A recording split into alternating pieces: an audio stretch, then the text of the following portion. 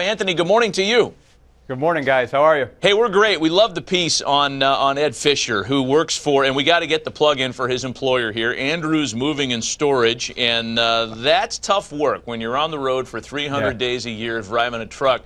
It seemed like this is a labor of love for him, though.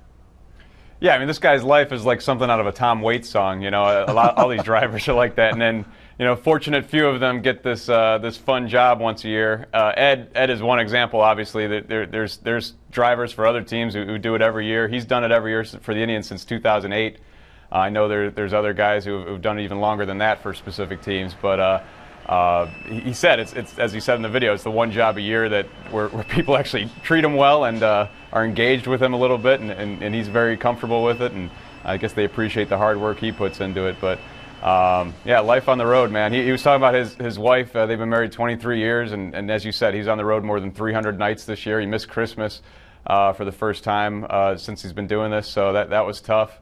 And it's a tough life, but he brings us baseball, so much appreciation for that. Yeah, for sure. The complete story on MLB.com. I couldn't help but notice, like, what are they loading a pallet of bottled water onto that truck for? They don't have water they could buy once they get to Arizona? Why would they do that?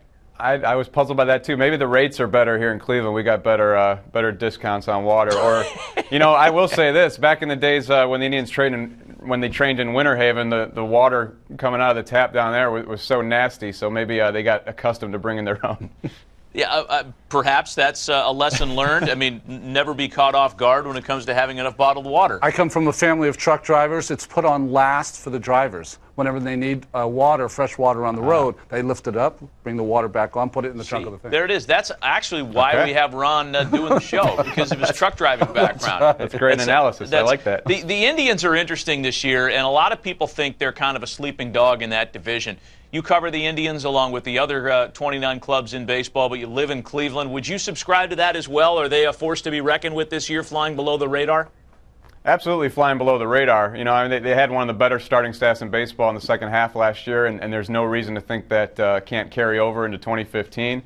They made some lineup, low profile, but they made lineup additions with Brandon Moss, adding some left-handed power there. Not that they needed another left-handed bat, but I think he'll fit that ballpark well if he stays healthy. He's coming off the hip surgery.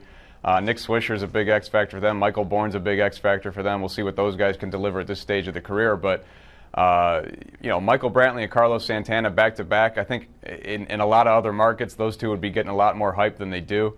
It's a pretty strong group overall. They have to improve their defense. That's the number one thing.